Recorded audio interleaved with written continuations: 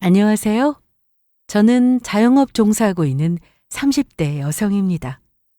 30대 중반, 어느덧 제 나이가 이만큼 먹기까지 제 나름대로는 산전수전 다 겪으며 살아왔어요.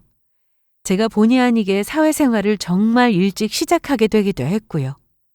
이런 말씀 드리기 부끄럽지만 솔직히 당장 하루하루 먹고 사는 일 급해서 학생으로서 당연히 노력을 기울여야 할 학업에 제대로 집중하지 못하기도 했어요. 이러한 제 사연에는 사정이 있습니다. 저희 부모님께서 일찍 돌아가셨거든요. 저 고등학교 때 두 분 부부 동반 모임으로 여행 가셨다가 교통사고 당하시는 바람에 두 분이 한날 한시에 하늘나라로 떠나게 되셨습니다.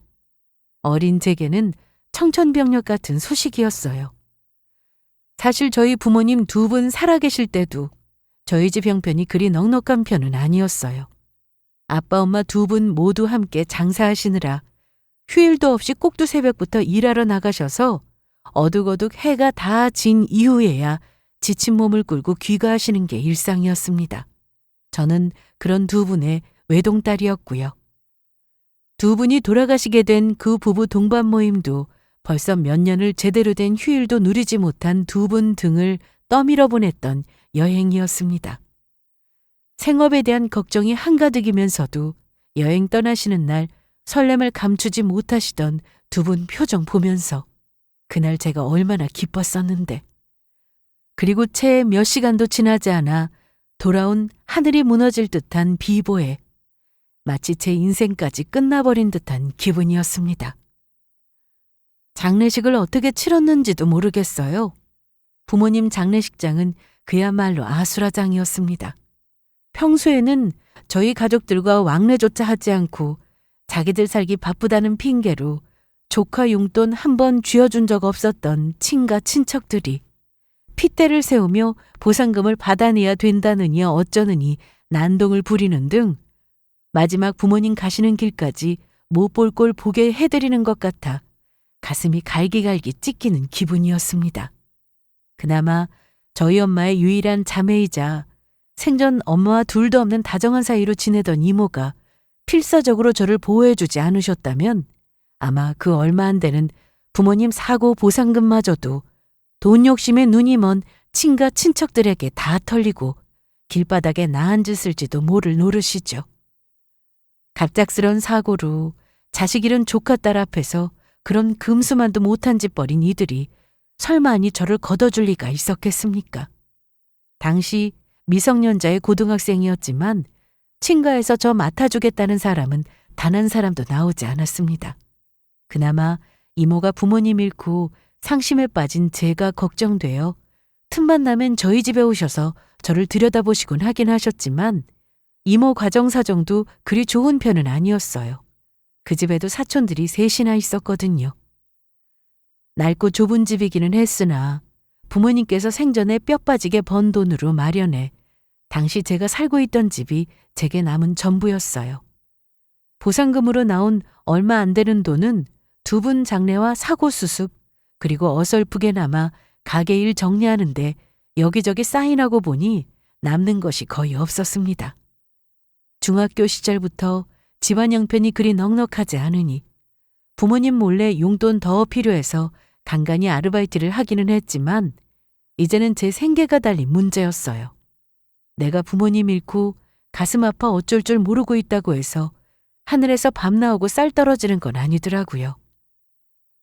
어린 나이에 부모님 잃은 슬픔을 채 극복하기도 전에 냉혹한 현실부터 부딪혀야 했던 저였습니다. 학교 마치기 무섭게 인근 식당이며 편의점이며 미성년자가 아르바이트로 취직할 수 있는 곳은 가리지 않고 닥치고 일하기 시작했습니다. 물론 아직 부모님 보호받아야 할 나이에 몸이 부서져라 일하고 있으니 몸이 힘든 것도 고생이었지만 그거보다 마음의 상처를 입는 것이 훨씬 힘들었습니다. 어린 나이에 그것도 보호해줄 부모님조차 없는 미성년자가 사회에서 얼마나 좋은 대접을 받았겠어요. 일하면서 진상 부리는 손님들이야 부지기수로 만나봤고 가게 사정이 힘드니 어쩌느니 하면서 어린애 부려먹기는 실컷 부려먹어 놓고 돈 줄 때 돼서는 나 몰라라 하는 악덕 사장들도 겪어보았습니다. 어린 제게 있어서 세상은 좋은 사람보다는 나쁜 사람들이 훨씬 많은 곳이었고 사람을 쉽게 믿을 수 없게 된 건 역시 그런 몹쓸 인간들 어릴 적부터 겪어왔기 때문에 아닐까 싶어요. 하지만 그렇다고 해서 늘 그렇게 악마 같은 인간들만 만난 건 아니었습니다.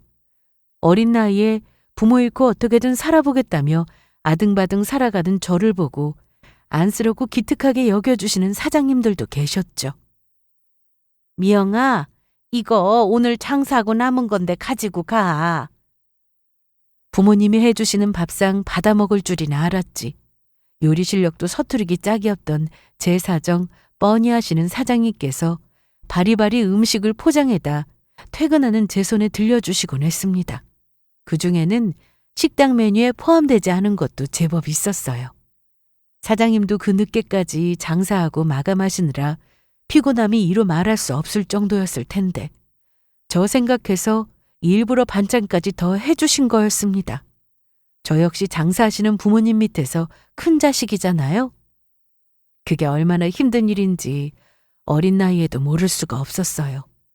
그렇게 감사한 분들 도움이 없었더라면 제가 지금까지 버티며 살아낼 수 있었을지 모르겠습니다.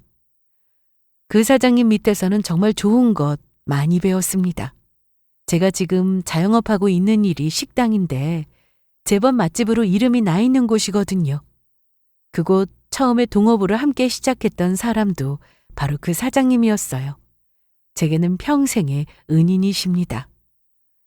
어릴 적부터 닥치지 않고 일 가리지 않고 아르바이트하는 건 힘들었지만 그래도 얻은 게 하나 있었어요. 남들보다 좀 더 빨리 사회생활 겪으면서 제 나름대로 손님 대하는 노하우도 쌓을 수 있었고 특히나 제가 어느 쪽에 소질이 있는지 빨리 알게 되었죠. 부모님 살아계실 때는 라면이나 겨우 끓여내는 것이 전부였던 제 요리 실력이 생각보다 쓸만하다는 것도 수많은 아르바이트 거치면서 알게 되었습니다. 고등학교 졸업 이후에는 요리 관련 각종 자격증 시험 병행하며 더 악착같이 일하기 시작했고 앞서 말씀드린 귀인분들 도움받아 20대 초반 어린 나이에 제 식당을 열게 되었어요. 물론 지금 일하는 규모 생각해보면 식당이라 이름 붙이기도 민망할 수준에 그나마 가게세가 저렴한 목이 그다지 좋지 못한 자리였음에도 불구하고 부모님 돌아가신 이후로 악착같이 열심히 살았던 것에 대한 보상을 받는 것 같아 정말 제 청춘을 다 바쳐가며 일했습니다. 처음에야 가게세 내기에도 빠듯할 정도로 식당 운영이 쉽지 않았지만 감사하게도 젊은 손님들 입소문을 타기 시작하며 손님들이 늘어나기 시작했고 그렇게 좀 더 가게가 넓은 곳으로 여러 번 이사를 가기도 하는 등 가게를 키워나가 지금에 이르게 되었습니다. 그 목 좋지 않은 좁은 가게 얻은 것조차 쉽지가 않아서 전에 말씀드린 아르바이트 하던 곳 식당 사장님과 동업 형태로 가게 보증금을 빌려서 마련해야 할 정도였는데 그건 역시 진작 다 갚고 지금은 그때의 감사한 사장님과 언니 동생 해가며 핏줄보다 더 진한 돈독하게 지내고 있습니다.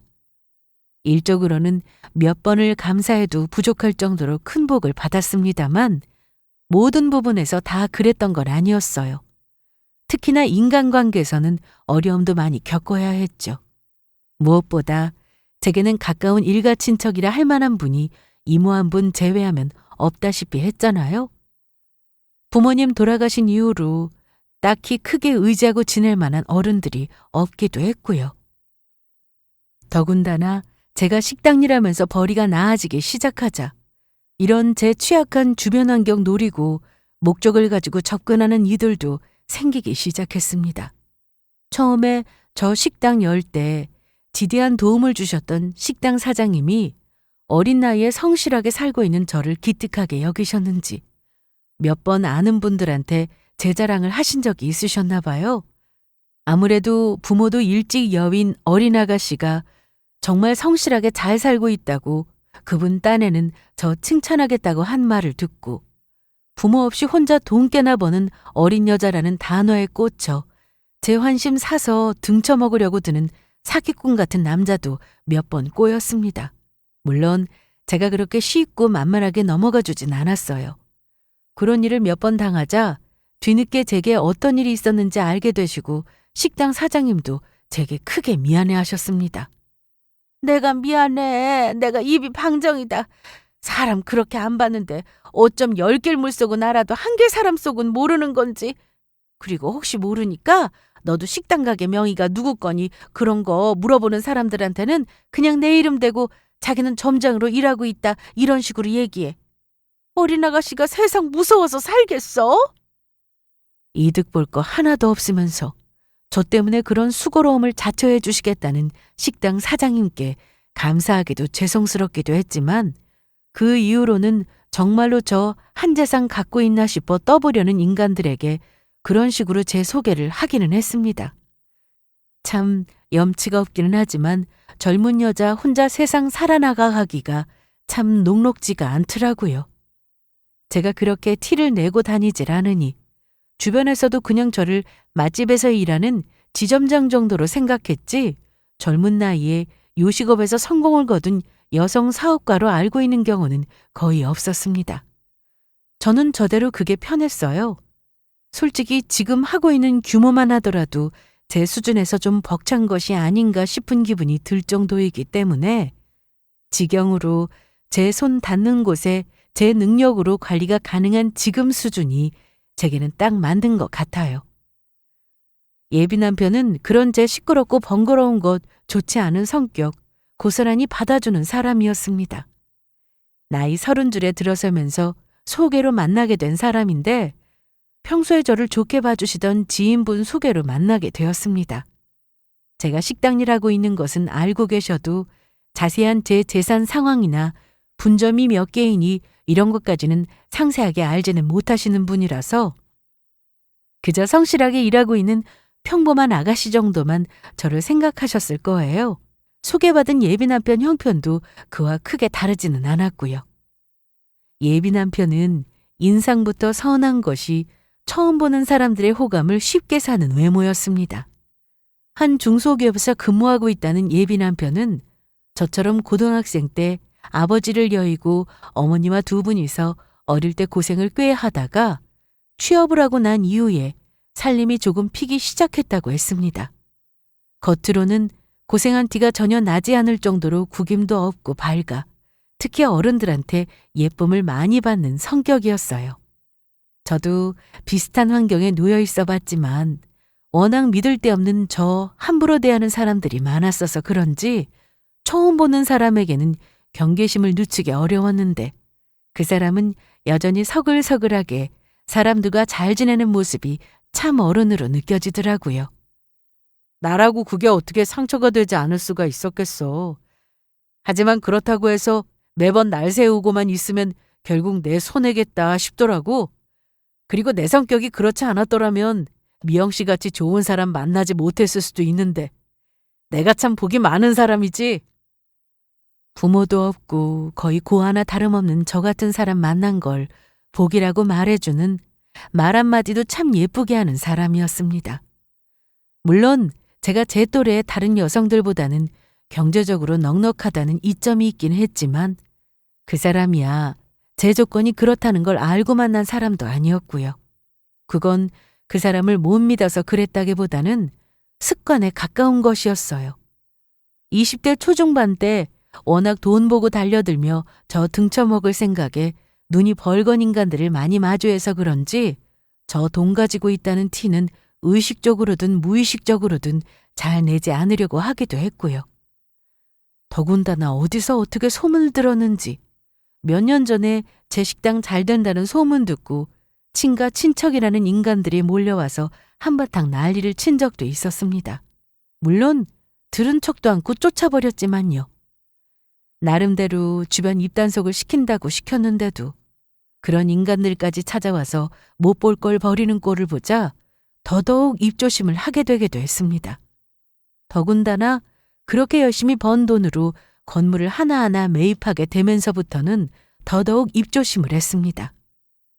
식당 좀 잘 된다는 소리 듣고도 저렇게 눈 벌게져서 뜯어먹으려고 달려드는 인간들이 있는데 제 앞으로 된 건물까지 있다는 거 알게 되면 얼마나 더 피곤해질지 그 생각만 해도 끔찍했거든요. 처음에 제가 결혼하게 되었다고 지인들에게 알렸을 때 솔직히 예비 남편에 대한 반응이 시원치 않은 편이었거든요. 아무래도 저희 지인들 입장에서는 팔이 안으로 굽을 테니 더 그랬겠죠. 하지만 제 경제적 배경에 대해 모르면서도 나를 귀한 사람으로 대접해주고 한결같이 상냥하게 대해주고 별난 제가 하는 소리에 토 한 번 달지 않고 그저 제 말이 다 맞다고 웃으며 고개를 끄덕거려주는 품이 넓은 사람에게 마음을 내주지 않기가 더 어려웠습니다. 나 같은 사람한텐 예비 남편 같은 무던하고 마음 넓은 사람이야말로 가장 잘 어울리는 짝이 아닐까 하는 생각을 할 수밖에 없었습니다. 어디 식사를 한번 하러 가려고 쳐도 자기 입맛보다는 제 입맛에 맞춰주는 사람이었고 식당 분점까지 생기기 시작하면서 신경 쓸 일이 훨씬 많아져 신경이 날카로워져 있는 제게도 늘 토닥여주며 힘을 북돋아주던 사람이었습니다. 명씨, 그렇게 정 힘들면 나한테 시집오고 난 다음에는 이제 밖에 나가서 돈 안 벌어도 돼. 내가 손에 물 한 방울 안 묻히고 귀하게 모실게. 결혼하면 아기도 낳아야 되고 지금보다 돈을 더 벌면 더 벌어야 하는데 무슨 말도 안 되는 소리를. 괜히 그렇게 구박하는 말을 하기는 했지만 그 말 듣고 그날 힘들던 기분이 사르르 풀리는 것만 같았습니다. 태어나서 남자한테 저 책임져 주겠다는 소리를 듣는 건 그때가 처음이었습니다. 이렇게까지 제게 맞춰주고 저를 지지해주는 사람은 예비 남편이 처음이었어요. 이런 사람이야말로 평생을 함께할 수 있겠다는 결심을 내리게 되었습니다. 세상에, 아가씨가 어쩌면 이렇게 참할까? 처음 만나는 자리에서부터 제 손을 따스하게 잡아주시며 활짝 웃는 예비 시어머니 얼굴은 예비 남편과 똑 닮아 있었습니다. 두 사람은 얼굴만 닮은 게 아니었어요. 말투부터 성격까지 예비 남편의 그 자상하고 너른 마음이 누구로부터 비롯된 것인지 금방 알 수 있었죠. 부모님 일찍 돌아가시고 젊은 아가씨가 얼마나 고생이 많았겠어. 우리 현수한테는 그나마라도 나라도 있지. 그나마도 없었을 미영이 생각하면 내가 너무 마음이 아파. 예비 남편과 똑 닮은 눈에 눈물이 그렁그렁 맺혀 이야기하는 예비 시어머니 보면서 저도 모르게 울컥했습니다. 세상에 만만하게 보이지 않으려 그동안 아무리 모진 일을 겪어도 남 앞에서는 울지 않으려 이를 악물었던 저인데 그날은 저도 모르게 눈물을 펑펑 쏟고 왔어요. 저를 따뜻하게 품어주시는 예비 시어머니 품이 그렇게 편안하게 느껴질 수가 없었습니다. 우리가 정말 잘할게. 서로 비슷한 아픔 겪은 사람들인 만큼 남들보다 더 잘 이해하면서 잘 지낼 수 있을 거야. 우리도 가족이라고는 단둘이 지내면서 참 쓸쓸하다는 생각한 적 많았는데 미영이같이 참한 사람이 우리 가족이 돼줘서 얼마나 고마운지 몰라. 제가 처음 보는 사람에게 이렇게 쉽게 마음을 여는 사람이 아닌데 예비 남편이나 예비 시어머니한테는 마치 뭔가에 홀린 듯한 기분이었습니다. 하지만 그 기분이 싫지 않았어요. 내가 그동안 인복이 없었던 것이 다 결혼하면서 보상받으려고 그랬던 걸까 하는 생각까지 들 정도였습니다. 물론 그런 와중에도 제 지인들은 저를 많이 걱정해 주었죠. 아무래도 제가 그동안 겪어왔던 일들에다 친척이라는 인간들도 하나같이 개차반이었으니 그랬겠죠. 우리 지영이 워낙 똑부러지니 어지간히 알아서 잘하겠지만 그래도 마지막까지 돌다리 제대로 두들겨봐야 하는 거야. 더군다나 자기는 재산도 없는 편이 아니잖아. 아무래도 그게 가장 걱정이었겠죠. 제가 넉넉한 편이니 그런 제 재산 노리고 접근하지는 않았을까. 그것도 염려스러우셨겠지만 결혼 이야기가 나오는 시점까지도 제 정확한 재산 규모는 예비 남편이나 예비 시어머니한테 공개하지 않은 상황이었습니다. 솔직히 예비 시어머니 처음 만난 이후 이제는 솔직하게 얘기해도 되지 않을까 싶긴 했지만 끝까지 지인들이 조심을 시키는 바람에 저도 마음을 다잡고는 했죠. 멀쩡하던 지인들도 제 자식 결혼시킬 때 되면 세상 진상 시어머니가 돼서 며느리 시집살이 못 시켜서 안달인 줄 안다더라. 길거리 널린 게 남잔데 아들 가진 유세 부리면서 자기 아들만 잘난 줄 알고 그렇게 유세를 떤다는 거야. 그러니까 다른 꿍꿍이 가진 거 없는지 확인하고 또 확인해야 한다고. 그럼 걱정들 마시래도 그러네요. 술 한 잔씩 들어가고 거나하게 취해 침을 튀겨가며 흥분해서 저를 단속시키고 또 단속시키는 지인에게 그렇게 맞장구 쳐주기는 했지만 솔직히 기우라고 생각했습니다.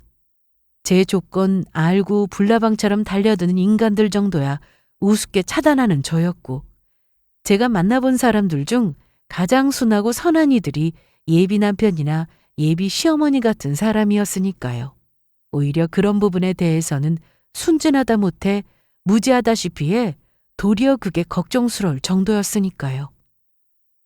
예비시댁 사정이야 그렇게 넉넉지 않다는 것을 처음부터 잘 알고 있었고 당장 하루하루 먹고 사는 일이 급한 사람들이었으니 좋은 것들 많이 누리지 못하고 산 건 당연한 일이었습니다. 저는 그래도 이제 돈 좀 벌기 시작하면서 좋은 곳으로 가서 대접도 좀 받아보고 좋은 비싸고 좋은 물건들도 사서 누려보고 하긴 했거든요. 물론 쇼핑에 대단한 취미가 있는 건 아니어서 몇 번 해본 것으로 어느 정도 충족이 되기는 했지만 예비 시댁, 특히나 예비 시어머니의 경우에는 일절 평생을 그런 것들 누리고 살지 못한 사람이었습니다. 평생 비싼 옷 지나가며 구경이나 해봤지 한 번을 몸에 걸쳐본 적이 없었고 미용실도 몇 달에 한 번 동네에서 가장 싼 미용실에서 머리 볶는 게 전부인 소박하게 그지없는 분이셨죠. 결혼 전에 좋은 옷 좀 맞춰드리겠다고 백화점 모시고 갔다가 가격표 확인하고는 기겁을 하고 뛰쳐나가시는 바람에 제가 더 당황한 적이 있었습니다. 어머니 괜찮아요. 저 이 정도는 해드릴 수 있어요. 아냐. 저 돈 벌려고 하면 우리 미영이 한 달 내내 제대로 앉지도 못하고 서서 식당에서 뼈가 빠지게 일을 해야 하는데 내가 무슨 호사를 누리겠다고. 제가 아무리 괜찮다고 말씀을 드려도 절대로 백화점에서 그 가격 옷 못 입는다고 전에 없이 단호하게 말씀하시며 끝까지 고집을 꺾지 않으셔서 하는 수 없이 결국 아울렛에 모시고 가서 그 절반 가격에 옷 사드리는 걸로 간신히 합의를 보았습니다. 그 옷 선물 받으시고도 비싸다고 제게 미안해서 어쩔 줄 몰라 하시던 분이셨어요. 예비 남편이나 예비 시어머니나 작은 것 하나 해주어도 저렇게 몸둘 바를 모르며 고마워하시니 뭐라도 더 해주고 싶은 사람들이었어요. 결혼하고 나서 사실 당신 아내 며느리 이렇게 잘 버는 사람이다. 당당하게 오픈하고 그동안 못 누렸던 것들 실컷 하게 해주리라 다짐했습니다. 저 미용실 저기는 예약을 해도 아무나 머리 안 해준다면서? 결혼 준비하느라 강남의 유명한 미용실에 즐비한 곳들 지나는데 예비 시어머니가 그러시더라고요. 저런 데는 돈 없는 그냥 평범한 일반 서민들이 가면 유명한 디자이너들은 해주지도 않는다고 하더라. 견습생들만 나오고 내가 능력이 있어서 저런 데 유명한 디자이너 선생님도 떡하니 불러다 줄 수 있는 사람이면 우리 미영이 최고로 예쁘게 만들어달라고 할 수 있었을 텐데 나 같은 사람은 저런 데 한번 들어가 볼 일도 없겠지? 뭐든 크게 욕심을 내지 않으시던 분이 드물게 아쉬운 기색을 보이시는 걸 보고 제 속이 뜨끔했습니다. 사실 예비 시어머니가 콕 집어 말씀하신 그 미용실이 평소에 제가 관리받던 곳이었거든요. 속으로 얼마나 당황하고 놀랐는지 몰라요. 지금이라도 내 단골 미용실이라고 말씀드릴까 싶다가도 말대기가 참 민망하게 느껴졌습니다. 동네 미용실 2만 원짜리 새치 염색도 아까워서 손을 벌벌 떠시는 분이니 저런 곳이 얼마나 대단하고 부러워 보였을까 싶은 마음이 들어 짠하기도 했어요. 서로 사정 다 이야기하게 되면 저런 곳 다니시는 것도 당연한 일이 될 수 있도록 모시고 다니면서 고부지간에 나란히 앉아서 같이 머리도 하고 잘해드려야지 다짐했습니다. 그러고 보니 식당 일에 결혼 준비한다고 워낙 바빠서 벌써 몇 달을 미용실 들르지 못했다는 게 생각이 나더라고요. 돈 잘 벌기 시작하면서 몇 안 되는 돈 아끼지 않는 곳이 피부과나 미용실 같은 관리샵이었거든요. 워낙 20대 내내 돈 번다고 예쁘게 꾸미고 다니는 것, 하고 싶었던 것 억누르고 다닌 기억이 많아 그 보상 심리에서인지 30대 때는 관리하는데 돈 아끼는 편이 아니었어요. 아니나 다를까 오랜만에 갔더니 저 담당해 주시는 디자이너 선생님이 반색을 하며 반겨주셨습니다. 왜 이렇게 오랜만에 오셨어요? 네, 아무래도 곧 결혼하게 될 것 같아서. 세상에, 축하드려요. 그렇게 그간의 근황을 주고받으며 관리를 시작하려고 평소 지정석에 앉아 있는데 제자리 뒤편에 보이는 뒤통수가 유난히 눈에 익었습니다. 그러다 그 뒤통수의 정체를 눈치채고는 그만 깜짝 놀라 그 자리에서 망부석이 된 듯 굳어버렸어요. 사실 단번에 알아보지는 못했습니다. 평소 제가 알고 있던 모습과는 전혀 다른 차림새였거든요. 값이 상당해 보이는 투피스 정장에 누가 빼앗아 가기라도 할 것처럼 명품백을 힘껏 품에 안고 있는 탐욕스럽고 예민한 모습은 평소 제가 알고 있던 그 사람에게는 전혀 볼 수 없던 표정이었으니까요. 네, 뜻밖의 장소에서 만나게 된 사람은 다름 아닌 제 예비 시어머니였습니다. 저로서는 혼란스러울 수밖에 없었어요. 애초에 이런 곳에 발걸음을 할 생각조차 못하실 위인이 그것도 제가 본 적도 없는 저 고가의 옷에 명품 가방 차림이라니. 제가 알기로 예비 시어머니한테 그런 비싼 옷은 없었습니다. 저번에 제가 겨우 사정해서 아울렛에서나마 사들인 옷이 하나 있는 비싼 옷이었는데 명품 가방이라니. 이게 말이나 되는 소립니까? 처음에 제가 잘못 보았나 싶어 두 눈을 비비고 몰래 확인까지 한 데는 다 이유가 있었어요. 예비 시어머니는 머리를 이렇게 하라니 저렇게 하라느니 담당해주는 미용사 닥달하느라 주변에 몸을 숨겨 제가 자신을 지켜본다는 것은 눈치조차 채지 못하는 것 같았습니다. 에이씨, 내가 거울 볼 때마다 진짜 신경질이 나서 머릿결 다 상해서는 오늘 이거 제대로 복구 안 시켜주면 여기다 소문낼 거야? 제가 한 번도 들어본 적 없는 표독스런 말투에 날카로운 표정까지. 그건 제가 어릴 적부터 숱하게 겪어온 진상 중에서도 최고봉 진상에 겨나 볼 수 있는 표정이었어요. 그런 예비 시어머니 비위 맞추려고 진땀을 빼고 있는 미용사였습니다. 그나저나 사모님, 이제 곧 건물주 되신다면서요? 얼마나 좋으실까. 너무 부러워요. 하, 참 소문도 빨리 퍼지네. 그러니까 오늘 나한테 신경 써서 잘하라고. 혹시 알아? 내가 전담 디자이너로 지명하면 콩고물이라도 떨어질지? 무슨 세상 최고 재벌이라도 된 듯 있는 대로 잘난 척 뻐기는 예비 시어머니 모습은 제가 단 한 번도 상상해 본 적 없던 낯선 모습이었습니다. 건물주라니. 대체 이게 다 무슨 소리래요? 내가 지금 내 두 눈으로 보고 있는데도 내 두 눈 앞에 펼쳐져 있는 광경을 믿기가 어려웠습니다.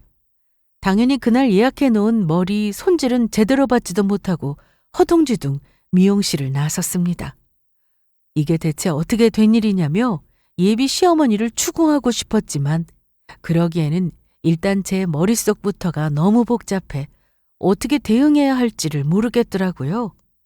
결국 그 미용실 문 여는 시간 되자마자 뜬 눈으로 밤 지새우고 어제 예비 시어머니를 담당한 문제의 미용사를 찾아 추궁하게 되었습니다. 미용실에서야 워낙 제가 수년간 VIP 단골 손님이기도 하니 날카로운 제 추궁에 바짝 긴장하는 모습이었어요. 이쪽 일도 아무래도 서비스직이다 보니 오랜 단골에게 찍혀서 좋을 건 없죠. 혹시라도 안 좋은 입소문이라도 탈까봐 겁을 집어먹은 나머지 문제의 미용사가 자초지정을 털어놓았거든요. 그게 어제 그분은 저희 샵 처음 오시는 분이었거든요. 고객님은 단골 손님이라서 잘 아시겠지만 저희 쪽은 VIP 손님 아니시면 대표 디자이너 예약을 처음부터 하기는 어렵잖아요. 그런데 대뜸 들어오셔서는 자기가 누군 줄 아냐면서 자기가 곧 건물주 되는데 자기 며느리 건물 곧 자기 명이 된다면서 니들은 뭐가 그렇게 잘났고 콧대가 높아서 건물주 대접을 감이 있다는 식으로 하냐면서 아주 난리를 피우시는 거예요. 뭐라고요? 정말 그분이 그런 식으로 말씀하셨어요? 그렇다니까요. 저희도 장사하면서 진상 손님 만만치 않게 겪지만 그분은 정말 차원이 다르더라고요. 평소 같으면 경찰 불러서 내쫓는데 자기 며느리도 여기 VIP니 어쩌냐 하면서 그 며느리 성함을 얘기를 안 하시니 저희도 함부로 막 내쫓기도 그렇고 그래서 어제 그 건물주 되신다고 축하드린다는 그 말도 어떻게든 그분 달래서 곱게 끝내려고 했단 말이에요. 미용사가 세세히 털어놓는 말 한마디 한마디가 제게는 어마어마한 충격으로 다가왔습니다. 건물주라니. 그것도 며느리인 댁에서 건물을 넘겨받겠다니. 예비 남편이나 예비 시어머니나 제가 식당 여러 개 소유한 사업가라는 거나 제 명의의 건물 소유했다는 거나 일절 모르고 있다고 생각해왔는데 그걸 모르면서 할 수 있는 태도가 아니지 않습니까? 기겁을 해서 미용실을 나서서 가장 먼저 연락한 게 예비 남편과 저 처음 소개시켜 주었던 지인이었습니다. 언니, 그 사람 나 소개시켜 줄 때 누구 통해서 그런 건지 알려줄 수 있어요? 그 무렵에 우리 가게 자주 찾던 단골 손님이 너무 수더분하니 괜찮은 총각이 있는데 자기가 딸 하나만 있어도 사이 삼을 텐데 아까워 죽겠다면서 하도 아쉬운 소리를 하시기에 그러고 보니 요새는 통 안 들르시네. 그때 내가 명함 받은 게 있는데 잠깐만. 그렇게 휴대전화를 통해 사진으로 전송받은 주선자 명함을 확인하고는 그 자리에 털썩 주저앉은 저였습니다. 명함에 찍혀있는 이름은 제 작은아버지 이름이었어요. 생각지도 못한 곳에서 맞닥뜨린 이름에 충격을 받은 것도 잠시 이내 걷잡을 수 없는 분노에 휩싸인 저였습니다. 그러니까 이것들이 처음부터 작정하고 저를 속여 먹었던 것입니다. 알고 보니 예비 남편이나 예비 시어머니라는 인간이나 제가 건물까지 가진 돈 꽤나 있는 사람이라는 거 처음부터 알고 접근한 거였어요. 그것도 저 때려 죽여도 시원치 않을 숙부라는 인간을 통해서 말입니다. 이게 어떻게 된 그림인지 금방 파악이 되었습니다. 몇 년 전 꼴에 사업 좀 해보겠답시고 돈 해달라는 거 매몰차게 거절한 것에 대해 앙심을 품은 숙부라는 인간이 자기들 힘으로 저한테서 돈 나올 길 없다는 걸 깨달았으니 대신 저 살살 구슬려 돈줄 튀어줄 인간을 기가 막히게 찾아냈었던 것입니다. 한번 단서가 트이고 나니 그 다음부터는 줄줄 풀리기 시작했어요. 심부름센터 이 일 맡긴 지 일주일도 되지 않아 숙부라는 인간이 죽은 예비 시부라는 인간이 사업하겠다고 설치고 돌아다니면서 서로 분탕질 치고 다닌 사이였다는 사실과 집불도 없는 예비 남편과 예비 시모가 제 건물 정보 둘쑤시고 다니며 부동산 이전에 대해 알아보고 다녔다는 사실을 말입니다. 그러니까 이 썩을 인간들이 저 결혼 전까지만 어떻게든 살살 잘 구슬려서 내 건물 빼앗아 인생 역전해보겠다고 성격에도 안 맞는 가식을 떨어왔던 것이었습니다. 어떻게 이럴 수가 있습니까? 내가 저들을 어떻게 생각했는데. 평생 고생만 하고 산 사람들 결혼 후에 호강시켜주겠다고 그렇게 다짐을 했는데 어떻게 사람을 이렇게 기만할 수가 있습니까? 조사해보니 그것들 아주 못 써먹을 인간들이더군요. 예비시부 평생 사업병 걸려 설치고 다니다 죽은 이후로 예비시모라는 인간들 개똥까지 들고 나르고 제 아비 닮아 평생 팽팽 놀기만 하던 예비 남편 역시 백수 주제에 저 속여먹으려고 다니지도 않은 중소기업 명함을 무단으로 팠더군요. 그러면서 예비시모 낭비벽이 보통이 아니라 그들 앞에 빚도 상당했습니다. 이게 사람 하나 바보 만드는 거지 어떻게 인간이 인간에게 할 수 있는 짓이란 말입니까? 나를 얼마나 만만하게 여겼으면 감히 이따위 짓을 벌여요. 내가 우리 부모님 돌아가시고 어떤 마음으로 이를 악물고 그 돈을 벌었는데 내가 그런 사기꾼 놈들한테 털리려고 그 고생을 했답니까?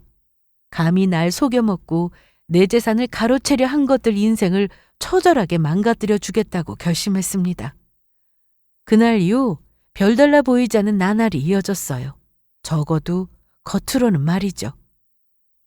어머니, 사실 저 결혼 전에 저렇게 좋은 데서 한 번쯤은 관리받아보고 싶었는데, 응? 저는 그날 이후로 세상 가련한 표정을 하고는 아무것도 모르는 척 비싼 관리샵이나 최고급 레스토랑 등의 대접을 끊임없이 요구하기 시작했습니다. 그것들도 아주 맹탕은 아니니 대놓고 그런 것들 뻔뻔하게 요구해 의심을 살 것이 아니라 그동안 사는 것이 어려워 서러움이 가득했다는 표정으로 말이죠. 그래도 일생에 단 한 번뿐인 결혼인데. 그래. 한 번뿐인 결혼인데 하고 싶은 건 다 해봐야 아쉬움이 안 남지. 그럼 우리 미영이한테야 아까운 게 어디 있겠어. 속으로 돈 줄줄 새는 소리에 속이 시커멓게 탈 거 뻔히 아는데도 그동안 저 속여먹은 가락이 있어서인지 태어난 척 연계들은 잘하더군요. 뭐 저한테야 나쁠 것 없었습니다. 그저 철 모르고 세상 순진하고 착한 척 고가의 물건과 고급 서비스 박박 긁어내서 받아냈죠. 그 정도야 충분히 받을 수 있는 거 아닙니까? 그것들이 나 속여먹고 철저히 가면 쓰고 뻔뻔하게 군 것에 비하면 말입니다. 여기서 그치지 않았습니다. 우리 신혼집 아무래도 안 되겠어. 집은 놔두면 놔둘수록 평생 재산인 건데 그래도 번듯한 집에서 신혼살림 시작하고 싶었는데. 그래도 우리 형편의 집 규모를 갑자기 늘리는 건 신혼부부 대출 받으면 되잖아. 나야 조건이 안 되지만 자기는 중소기업 사원인데 충분히 가능하지. 요새는 중소기업에 일부러 신혼부부 혜택도 더 많이 준대. 어차피 같이 갚을 대출금이면 조금 더 무리해서라도 제대로 하는 게 낫잖아. 어? 중소기업은 무슨 취직도 한번 못 해본 놈이 중소기업 신혼부부 대출이라는 말에 놈 표정이 사색이 되는 꼴이 우스웠습니다. 하지만 놈이 어떻게 제게 사실대로 털어놓을 수가 있겠어요? 그저 지금 나 실망시켜 결혼이라도 엎어질까 전전긍긍하는 꼴이 사정 다 알게 되니 눈에 훤히 보이더군요. 자기야, 고마워. 이제 이걸로 집 새로 알아보면 되겠다. 결국 회사 통해 대출 받아왔다면 내미는 놈 꼴이 피죽 한 그릇 못 얻어먹은 거지 꼴이더군요. 그게 결국 놈이 사채까지 손을 대서 받아온 거라는 건 이미 심부름 센터 통해 전해들은 저였습니다. 직장도 없는 평생 백수놈이 주제에 어느 은행에서 대출을 받겠습니까? 그저 혼인신고서에 도장만 찍으면 내 재산 탈탈 털어 메울 생각으로 겁대가리 없이 사채에 손을 댄 놈이었습니다. 이로써 작전은 성공이었어요. 미영아, 대체 무슨 일이야? 자기야, 왜 그래? 할 말이 있다고 그것들 불러내놓고 죽상을 하고 앉아있는 절 보고 그 둘이 어쩔 줄을 몰라 했습니다. 날 기만한 것들이 끝까지 연기하는 꼴을 보고 저도 더할 나위 없이 가증스러운 표정으로 이리 통보했죠. 아무래도 이 결혼은 안 되겠어요.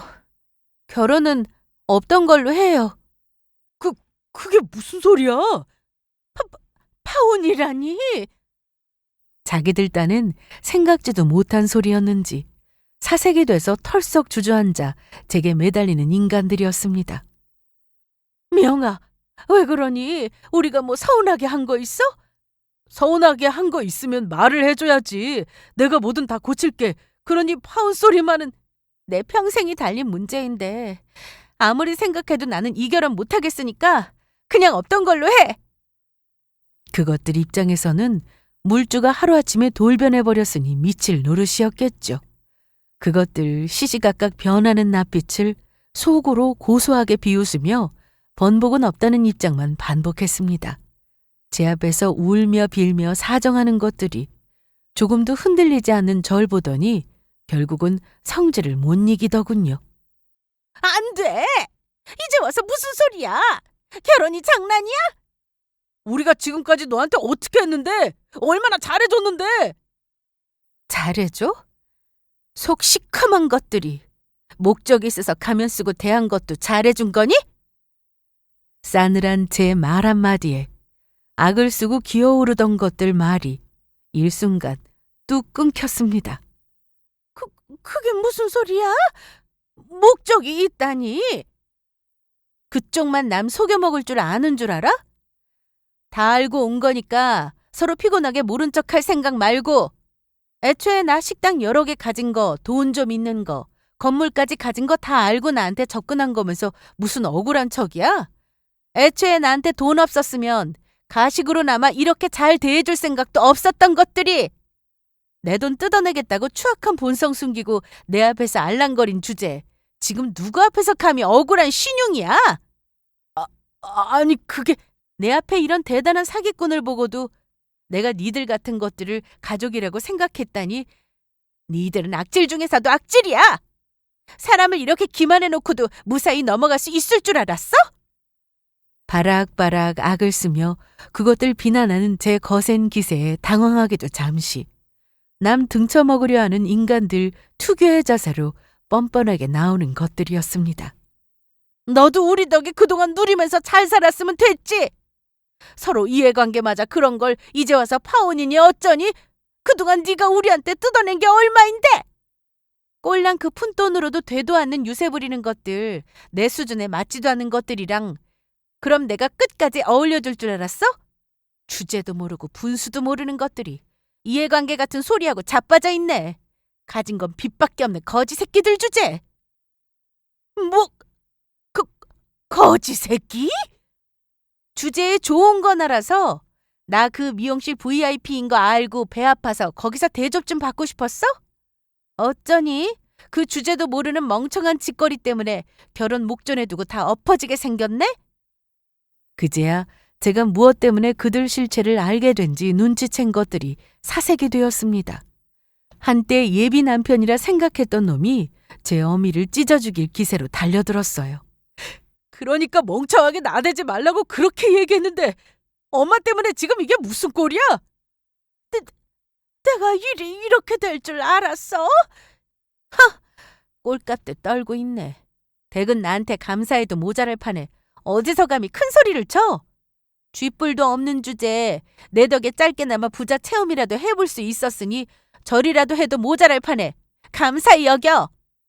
안 돼. 너 때문에 우리가 낸 빚이 얼마인데 그거 다 갚아내. 내 돈 내놔, 내 돈! 그럼 집 키우겠다고 대출 받으라고 한 것도 그것도 다 일부러 그런 거였어? 그래 이 사기꾼 놈아. 직업도 없는 백수 주제. 어디 감히 누구한테 빨대를 꽂으려 들여. 남의 돈 우습게 알고 집어삼키려고 했으면 니놈도 그만한 대가는 치러야지. 이 거지 새끼들아. 자기가 작업친 줄 알았던 순진해 보였던 여자에게 역으로 당했다는 걸 알고 망연자실에 나라 잃은 듯 그 자리에 풀썩 쓰러진 사기꾼 모자를 보는 제 속이 뻥 뚫리는 것 같았습니다. 그러길래 감히 누굴 속여먹어요? 남의 인생 망치려 들었으면 자기 인생 망가질 각오도 했었어야죠. 그런 그들에게 마지막으로 싸늘하게 통보했습니다. 남 인생에 기생하려 들고 그만한 죗값은 끝까지 쫓아가며 받아낼 테니까 어디 튈 생각하지 말고 합의금이나 준비해. 뻔뻔하게 그 구역질나는 면생 들이밀 생각 말고. 그걸로 완전히 상황은 반전되었습니다. 저하고 결혼하고 나서 저한테 뜯어낼 것 다 뜯어내 메울 생각으로 흥청망청 쓰고 다녔겠지만 이제 그런 눈먼 돈이 그들에게 돌아갈 리는 없었습니다. 그건 고스란히 다 빚으로 돌아갔어요. 특히나 그것들 실체한 이후로 제가 그들에게 요구한 것들은 더 큰 부담이 되었겠죠. 그보다 더 큰 문제가 끝까지 중소기업 사원이라 신원까지 속이며 신원지 구할 명목으로 놈이 사채까지 쓴 것이었겠죠. 가뜩이나 갚을 능력 없는 놈이 이제 검은 돈에까지 손을 뻗쳤는데 인생 망하는 고속열차를 탄 거나 다름없었습니다. 그것들 상대로 사기죄의 손해배상까지 신청해 놓고도 제가 제 신원을 걱정하지 않을 수 있었던 건 바로 그것 때문이었어요. 당장 사채업자들한테 신변 위협 당해가며 쫓기는 형편에 제 해코지할 주제조차 되지 않는 것들이었습니다. 가뜩이나 밑바닥이 인생이 더는 바닥이 어디인지 알 수조차 없을 정도로 진짜 밑바닥이 무엇인지 아주 제대로 깨닫게 만들어준 저였습니다.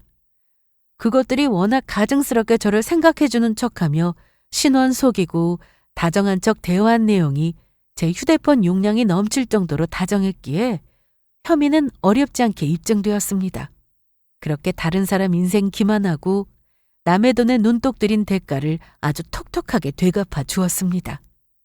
일 다 마무리된 다음에 예비시모라는 여자는 결국 덜미가 잡혀 갯돈 횡령했던 일로 감옥살이하고 있다는 얘기 들었습니다.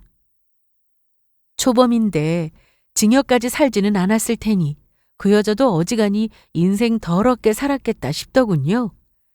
예비 남편이라는 놈은 살아있는지 죽었는지도 몰라요. 어디서 살든 그 기생충 같은 인생, 사람 노릇 못하며 아주 비참하게 근근히 지냈으면 싶어요. 제 형제 장례식장 분탕 친 것도 모자라 돈의 환장에 나몰라라 했던 조카딸 인생을 박살내려 했던 그 숙부라는 인간에게도 고소장을 날려주었습니다. 워낙 못 나빠진 인간이라 송사 하나에도 집구석 뒤집히기엔 충분해서 온 식구 다 뛰어와서 제발 소송 취하해달라고 울고불고 비는 거 침을 뱉어주며 쫓아버렸어요. 남보다도 못한 인간들이니 지금도 죄책감 같은 건 손톱만큼도 느끼지 않습니다. 저 악기 같은 성미에 죽었다 깨어나도 그 사과가 진심일 리 없으니 평생 남 발밑에서 죽느니만 못한 인생 살아도 개의치 않습니다. 그래도 제 주변에 저 위해주는 지인들 통해 위로를 많이 받았습니다. 남자도 피 섞였다는 인간들보다도 이들이 정말 제 사람들이라는 생각이 들어요. 겪지 않았으면 가장 좋았을 일이지만 그래도 이만하게 넘어갈 수 있었다는 것도 천운이라 생각하기로 했습니다. 그래도 억울하게 당하기만 하지 않고 맺힌 거 풀릴 만큼은 저도 갚아줄 만큼 갚아줘서 응어리 남기지 않고 잘 마무리할 수 있었던 것 같습니다. 제 이야기는 여기까지입니다. 제 사연 주의 깊게 들어주신 여러분들 모두 감사드립니다.